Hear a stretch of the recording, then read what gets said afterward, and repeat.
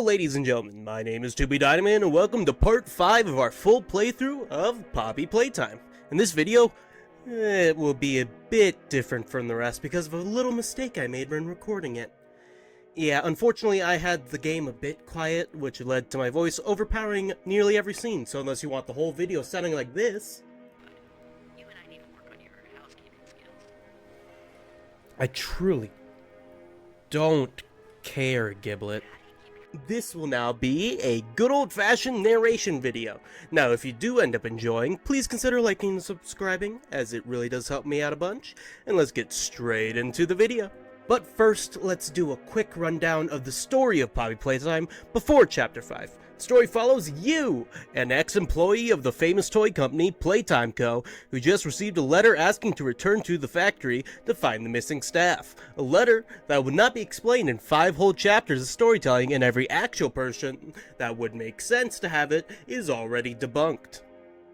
Returning to the abandoned factory, you go through Playtime Co.'s ground floor, just barely escaping the mascot of the games, who kinda just screws off until this very chapter.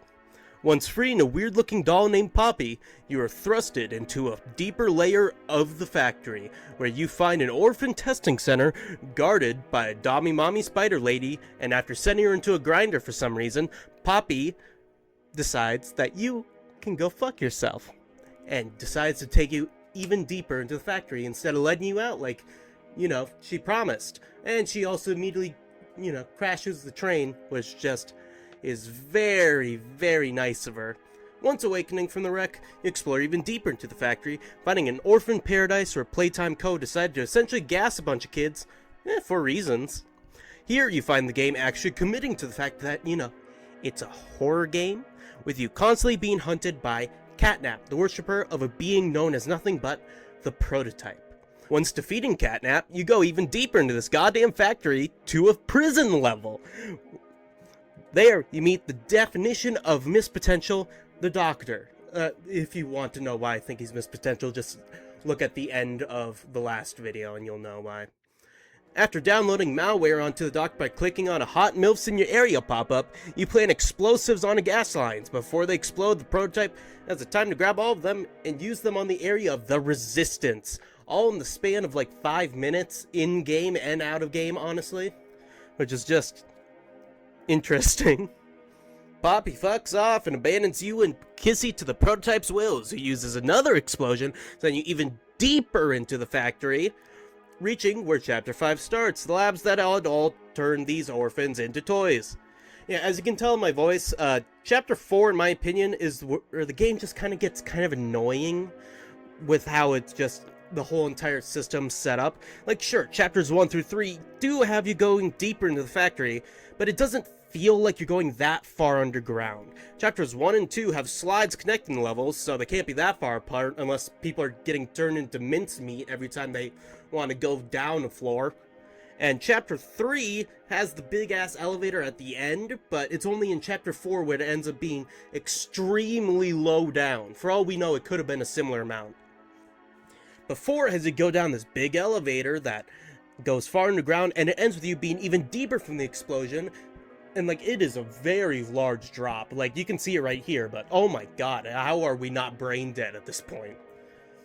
Now, I'm aware that asking for a game about spooky toys being alive to be realistic is kinda stupid, but having them basically drilling an upside-down skyscraper into the building is almost stupider. But hey, that's the story of Poppy Playtime up to this point. And who knows, maybe this chapter ends up tying loose ends, since it's not like they, milk the series by going past the originally set 5 chapters. Right?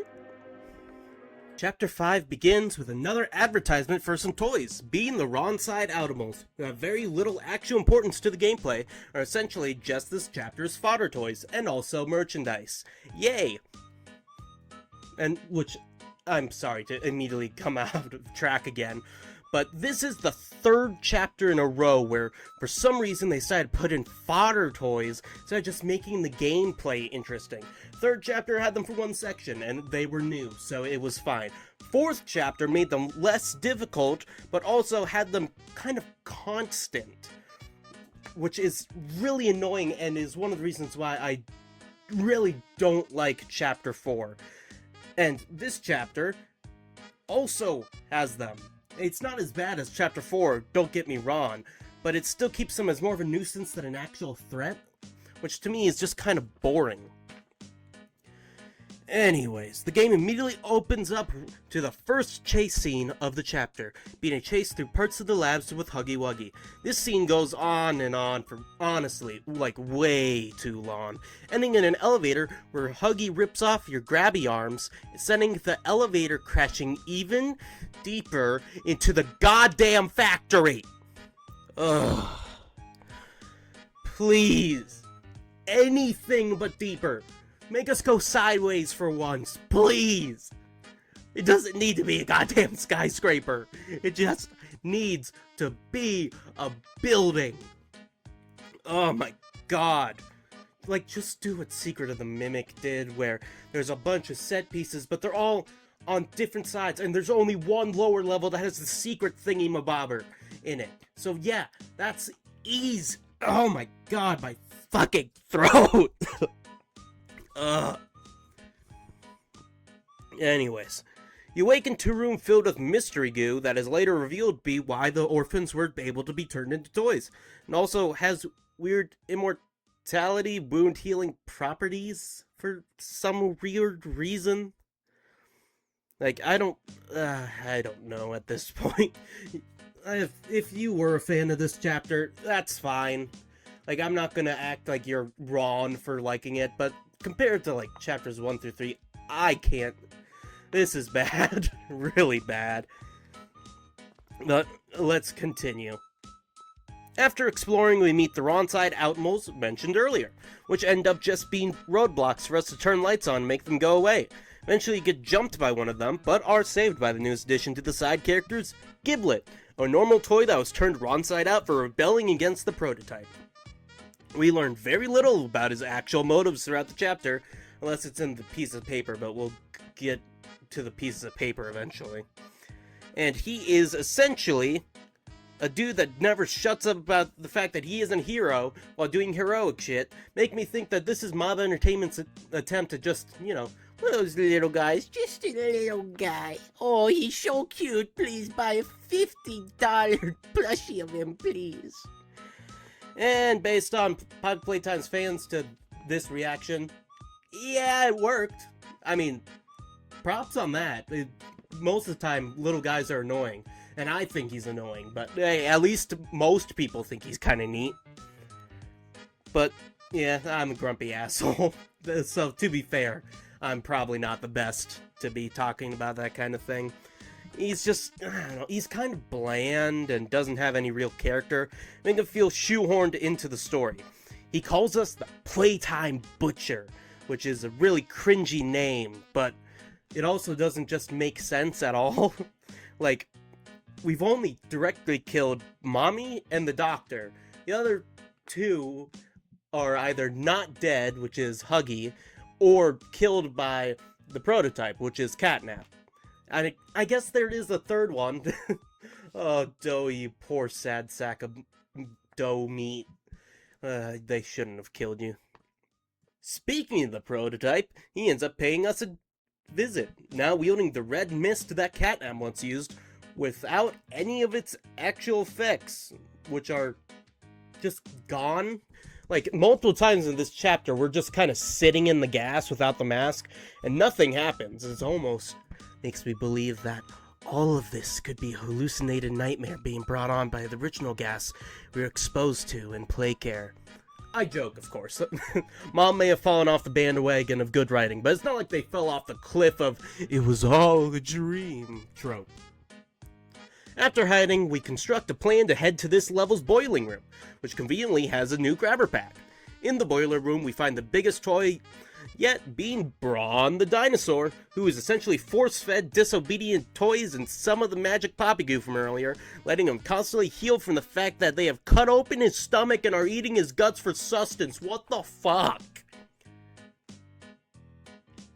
I don't know why they did that. Leave the poor dinosaur man alone. First Pianosaurus, and now you're just eating dinosaurs. It makes people like me feel bad, okay? Inside of Braun's mouth is the new grab pack. Braun, now essentially brain dead from being constantly eaten out, puts up zero fight, allowing us to get our grab pack with no strings attached. Nearby we find a new hand, the pressure hand. Essentially it just puts forth pressure on specific spots, letting us push forward things instead of just pulling. After a really annoying grab pack parkour spot, we find ourselves in the biodiversity labs, the labs that, I don't know, study the goo. Like, it probably comes from plants, I don't know. There's also just like random normal plants as well. I think they're cave plants, but either way, this lab is just kind of random. Like, there's this weird Pinocchio plant thing that just is a puzzle to get to the next room and is never brought up again, so I don't really know what the hell is going on with that. Upon leaving the lab, we are greeted by a new friend by the name of Chum. He shows up for about 2 minutes screen time, does next nothing, is somehow more likable than Giblet. Most because Chum knows how to shut the fuck up because he's actually quiet the whole entire time. Giblet devises a plan, using the experiments done on the prototype to find his weakness. Of course, to find that information, we have to deal with some of the most boring puzzles devised by mankind. All while they make Giblet essentially heckle us while doing the puzzle.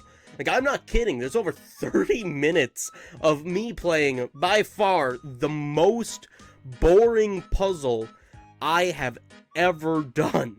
After finding the file, we learn of a negation formula that the prototype seemed to be hiding. Speaking of the devil once again, the prototype approaches us once again. God, I'm good at writing. With Chum deciding to vor us instead of hiding in any of the nearby rooms. He tells Chum to fix security and find Poppy before immediately leaving, making this whole section kind of pointless, besides showing us Chum's vor capabilities. Like, I mean, your fetish is your fetish, I don't really care, but did you have to put it in your game? Chum apologizes for eating us, leading to a cute moment of him patting us on the head and waving goodbye as he does what the prototype wants. Again, I just want to say that I love Chum. Having a silent character leads to a lot of unique interactions that we can have. Of course, this is the last time we get to see Chum, leaving us with the annoying little ferret fucker Giblet. The next section, while giving us some interesting moments, makes no actual sense lore-wise. In order to get to reanimation, which has a tram that can take us to wherever this negation thingy is, we need to find 3 drives that have the password to the door, meaning that in order to get from one section of the factory to another, every employee would have to load up memories of the toys they were torturing to open a door. Again, I get it's a game that's trying to deliver cool moments, but one of the core parts of storytelling is make sure you're telling a story that actually fits the location. Like, none of this factory really feels like how any sane person would build it. And I know that the dude that made it is canonically insane, but let's be honest, nobody would let him build this. Like, this is so bad, and it tells me that Live Entertainment has started to care more about cool moments than cohesion of the story they're telling. By the way, these 3 drives are hidden behind 3 more sets of annoying puzzles as well. You know, remember in Chapter 1 and 2, where the puzzles were simplistic, were few and far between each other? Sure, Chapter 3 started to make them more complicated, and those puzzles were my least favorite part of Chapter 3, but Chapter 3 was also not nearly 5 hours straight of puzzles. To me, a horror game puzzle should always have something hunting you while you're solving the puzzle. Imagine if in Outlast, if instead of you needing to find stuff while the fat guy hunts you, you were just stuck alone in the sewer meandering while looking for crap. That's what this chapter feels like. Sure, there are 2 later sections that do this correctly. Having essentially 1/9 parts of your game's puzzles correct isn't exactly a passing grade. Once you do find these drives, we experience 3 memories of Huggy Wuggy for no reason. Again, no real good answer lore-wise for why this is here, but at least it's kind of interesting. You're put in the shoes of what they do to these experiments, which essentially just torture with extra steps. In one, you have to put the correct blocks in the hole at the right time, getting tased for anything wrong. In another is a standing simulator that lets you put children in a grinder every once in a while. And last is Huggy escaping and killing some people. Not the Hour of Joy killing, mind you, just a different one. Circle back to the standing simulator. While putting children in a grinder is dark, again, it makes no actual sense lore-wise. I highly doubt turning children into toys cheap. I mean, it has to be at least like $1 million per toy. And to just chuck a bunch of these experiments into a grinder if they don't immediately listen is pointlessly cruel. I'm all for no redeeming qualities corporations in games, but the bad things they do have to make sense. Can't just have them do screwed up stuff just to do screwed up stuff. Playtime is meant to be a company, meaning everything they do is for profit, but we never really get a clear answer about why they're doing this. In Bendy and the Ink Machine was used to make living cartoons to inhabit a theme park. That makes sense. And FNAF, Fazbear Entertainment, does the scummy stuff they do to save themselves money. That makes sense. Spending a bunch of money to turn orphans to toys for no reason, just to grind them up if they don't immediately obey, makes zero sense. You get what I'm saying? And before someone comes in saying they actually explain why they make toys in the random pieces of paper, because yes, I know the Bigger Bodies initiative is mainly about free labor through living toys, why the fuck would you have your main point of this whole game taking place happen on a random piece of paper most players will either miss or not bother reading? Games are meant to show, not tell, and one of the most blatant ways to tell is to just shove papers in your face that explain everything instead of bothering to weave the explanation of stories properly. Why is this a thing? Even Outlast does this, but at least Outlast has you be a reporter taking notes, so it makes a little more sense, but it's still stupid. God, these chapters are starting to piss me off. We were doing so well until chapter 4. Why are you doing this? I was engaged to this story. I wanted to marry this thing, slap a ring, and have the sloppiest first night in the whole entire world with this game. But they never give you more. Everything is either dangled like a carrot on a string for you to keep giving them money for further chapters, or poorly explained on a piece of paper someone left in the shitter or something. Back to the actual game. Before you do get all the drives, they do manage to do exactly what they should have done for the whole thing in the first place, showing you what the toys went through in a way that makes sense instead of a Rick and Morty mind-blower machine. Find yourselves in a makeshift private theater of sorts with multiple different rooms, all with a story to tell. In the first one, you are greeted by Miss Gracie, who essentially brainwashes the toys through television. She helps us fall asleep slowly, telling us how nice it would be to have the wool or fur of the toy, and that toys don't get cranky and are always full of joy. That it would be nice if we were all just toys. Being alive is the bad dream, but being a toy is paradise. The next video, Miss Gracie asks if we want to be comfortable and safe. She tells us that we're too meaty and bony and how it would be nicer if we were made out of felt. She then hypnotizes us into believing that we are a toy. Oh, the negative Nancys that disagree can just have their heads popped off. Unfortunately, there isn't any others, and I do honestly mean unfortunately. These two videos were perfect at telling a story without just making us read a piece of paper, fully immersing ourselves into what these children have gone through, and honestly, gold star. This is probably one of my favorite rooms in the whole entire series, so good job, Chapter 5, you did something right. Once you do find all the drives and enter the code, we enter one of the two sections I mentioned earlier, where we have a puzzle room with an actual threat in it, and unlike the Yarnaby section last chapter, this one is actually done correctly. Of course, first we have to deal with another chase section, but this one is actually fairly short. We fall out of a vent and are about to get eaten by Huggy, when for no actual reason, a TV turns on, showing a waving image of Kissy Missy. This temporarily mesmerizes Huggy before he destroys the TV and the wall connected to it. This leads to us having to solve puzzles while either avoiding Huggy or using him to break open walls to access 3 batteries to open the door out of the room.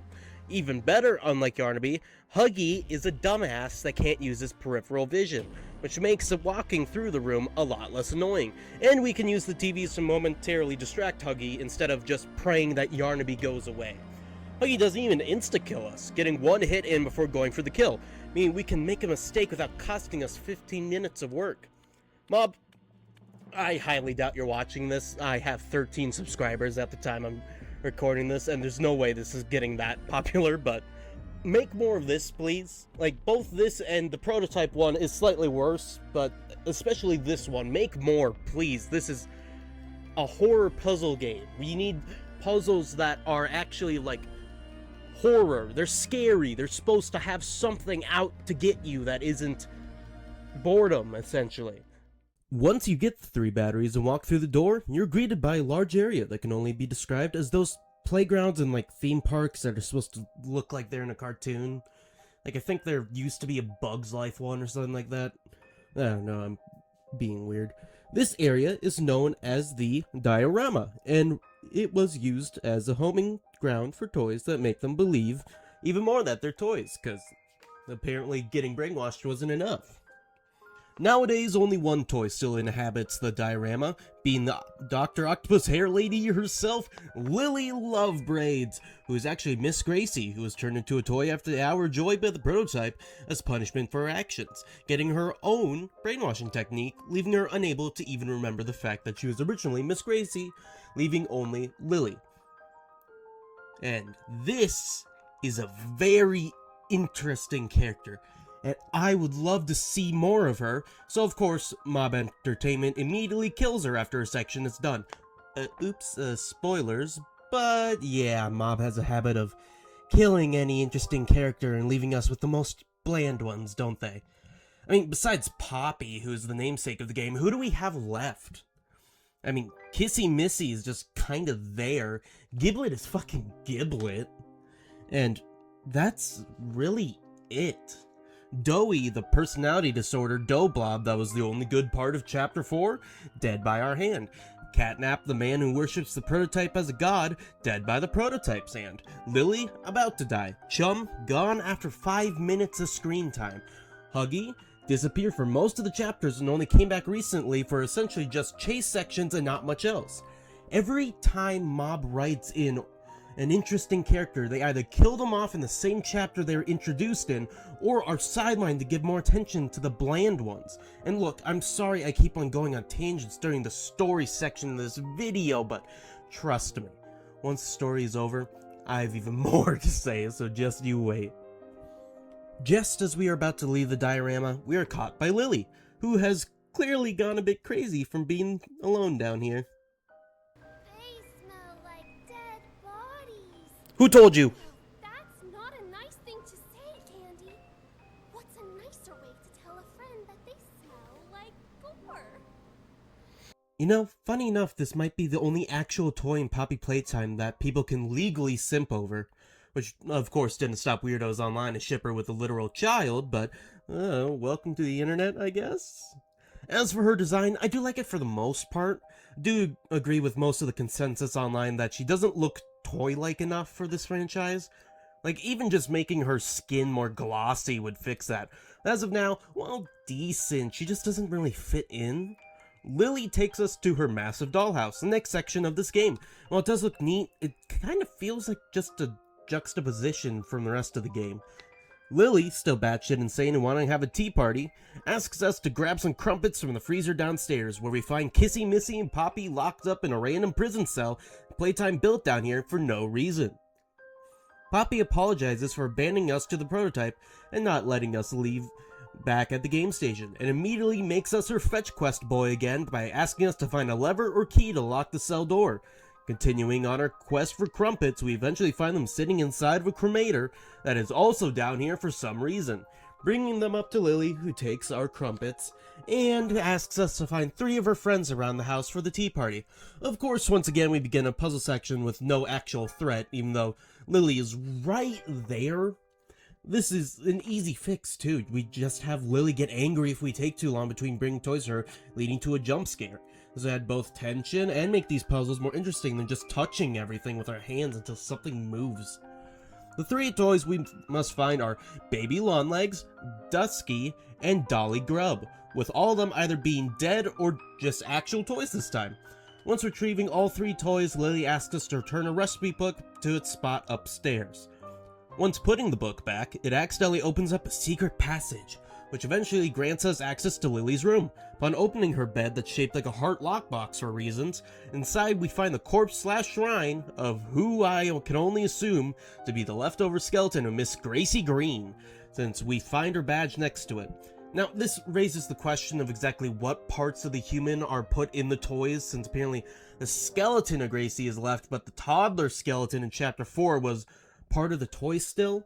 I mean, cool scene, but just raises questions for how the whole human-to-toy thing works and why some have bones and some don't. After furthering our ransacking of Lily's room, we find a key that opens the lock on the prison cell door downstairs. But upon breaking the glass to find it, Lily hears and rushes to catch us, with us barely hiding in time for her to creepily talk to her own skeleton. We sprint back downstairs, free Poppy and Kissy, only for her to catch us when we try to escape, having us play green light, red light a bit before catching us permanently when we try to escape through the attic. She ties us each up with her hair, she sets up her tea party, and waits for a special guest, who ends up being... I'm actually kind of curious to see what he looks like. Or she, I don't know. Ooh! Are you not going to use the door?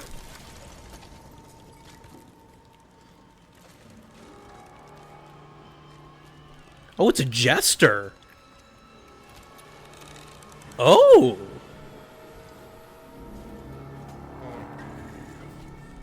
The prototype. Now, I've seen a lot of people complaining about the prototype's design, saying that the revealed concept art is much better, which, yeah, doesn't make much sense. Personally, I like the prototype's design here. Sure, he doesn't look like the shrine in Chapter 3, but asking this series for consistency is like asking your dad for breast milk.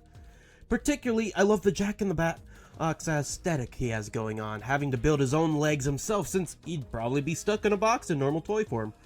The prototype reveals to us that the orphans that Poppy has been looking for the past 3 chapters are no longer human, with him turning them into toys so they could survive. He calls Poppy childish, but admits that a child is what they made her. He promises to fix Poppy for accidentally crushing her skull after exuding too much force with his needle fingers, and immediately blames us for it, threatening to turn us wrong side out, for smacking the shit out of Lily for trying to grab Poppy, giving Kissy a chance to grab his red gas canister, spraying the room, allowing us to escape. The prototype, instead of immediately just stabbing the shit out of Kissy for her transgressions, runs like a little bitch, which leads us to what may honestly be the worst chase section in all of Poppy Playtime, with the only competition for that spot being the god-awful doughy boss fight from Chapter 4. Now, a lot of people complain that the chase sections of Poppy Playtime are trial and error, and for the most part, I disagree, but this one fits that mold perfectly. By the first turn, most people are going to be dead because they didn't realize that the door opened for no reason behind them, immediately ruining all stakes of this chase. This happens again and again and again and again. Every step of this chase, you'll probably die because the game does such an awful job of telling you where to go and what to do. By the time you reach the roof, you aren't happy you beat the chase. You're thanking every god above that it's over. After killing Lily, you regroup with Giblet for no real reason, who immediately tells you that he isn't a hero before asking how's Poppy. We both walk to Poppy and Kissy, with Poppy sporting a new hairdo with a fleshy undertone that really complements her singular eye. After more boring puzzles, we are thrust into another goddamn chase sequence with Huggy. Look, we get it. The first Huggy chase in Chapter 1 was really popular. That doesn't mean that we wanted 3 of them.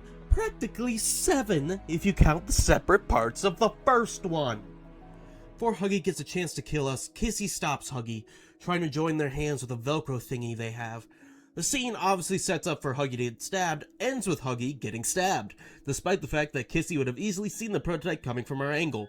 But we don't get a chance to question her treachery, as she is immediately stabbed as well. Here, we make it to the second puzzle section with actual stakes, with us having to remove train cars before the prototype can catch up to us. And while not quite as good as the Huggy one, it's again what all of the puzzles that aren't the basic electricity puzzles should be. The chase ends with us freezing the prototype to the train before crashing it straight into a wall, thus dropping off just in time. This crash doesn't hurt the prototype in the slightest, singeing him at most, as he rails those needle fingers straight through us, grabs Poppy, and dugs us into the Poppy gel that has healing properties for no reason. Giblet finishes us out, tells us he isn't a hero again for sympathy, and instead of maybe turning us into half toy, half a human hybrid to, you know, switch up the gameplay for the next chapter. We are just fine. Like, it just heals us fully, making our railing at the hands of the prototype essentially pointless. As we finally make it to the data backup, we flip the override switch, and as the screen lights up, we see... How do I kill the prototype?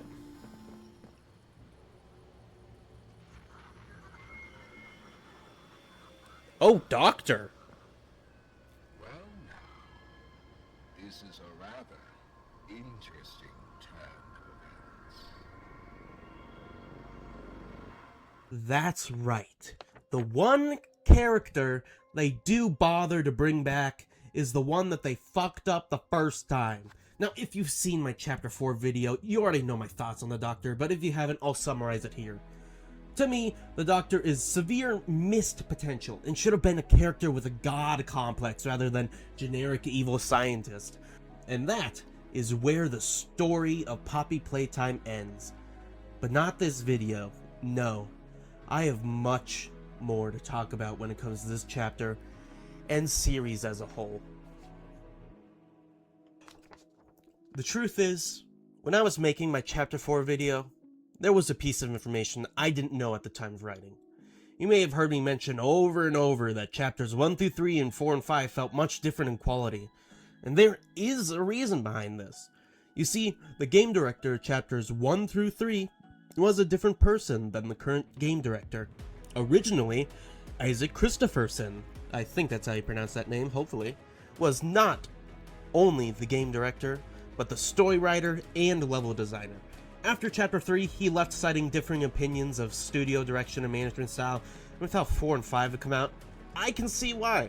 These last two have felt so corporate in their writing.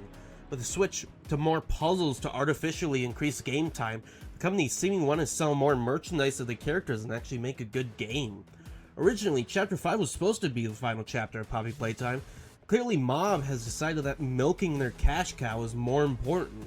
Before this starts the harassment train, which it probably won't, but just in case, I'm not talking about the programmers or the designers or any of the other people actually working their hardest at making these games. But whoever made the decision to make a Chapter 6 and probably beyond, to me doesn't have Poppy Playtime as a game in their best interest.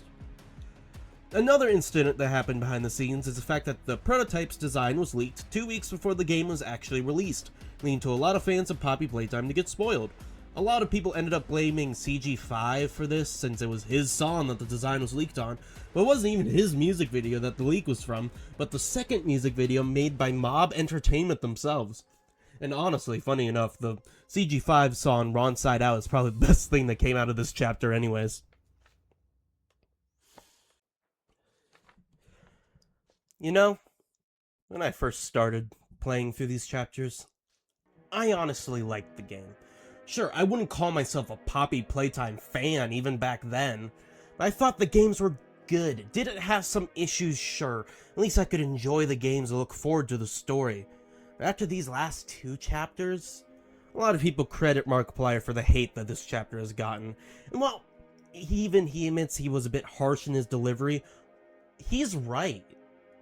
The gameplay has become a slog to get through. Both of these last two chapters have been a complete mess. We still don't know the real motivations of our character or most of the others 5 chapters in.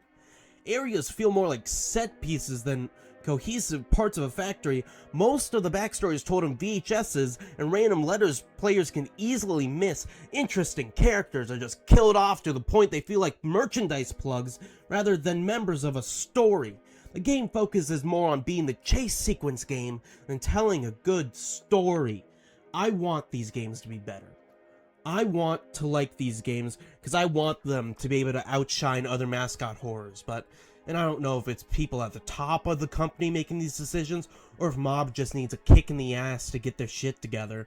But if nothing changes, this season is just going to be going into the bin labeled Missed Potential alongside Hello Neighbor and We Happy Few. And you know what's funny? I don't even hate this chapter. Hell, it's at the very least better than 4. No, I'm more like a parent watching their child with so much potential purposefully goof off because they believe that they already made it. I'm disappointed in this chapter. Will I be playing Chapter 6? Yes. I mean, did you see the views of the last video got? Of course I'm gonna play it. But it's not because I believe that I'll enjoy it, but because at this far, I'm too deep. I've already spent $65 on this game, and even if I'm essentially watching a car crash as they ruin everything that made these games unique, I'll still play it because unfortunately, I'm part of the problem. But if you don't owe these games and are curious about them, then I suggest that you only pay for chapters 2 and 3. At 25 big ones, I'd say you get a good experience, especially compared to the $40 extra you'd pay to add on 2 chapters of much worse quality. But hey, that was just my opinion, and I do want to hear yours, and please let me know if there's anything I missed. If you did make it this far, I'm very grateful for your time, and I do hope to see you in the next one. So have a fantabulous day.